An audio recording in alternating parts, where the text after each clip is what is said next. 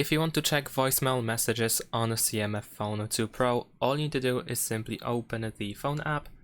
After that, tap on this keypad icon in order to open the dialer. And now we need to simply press and hold number 1 in order to speed dial the voicemail. After that, you should be able to follow the instructions in order to listen to messages that someone might have left for you.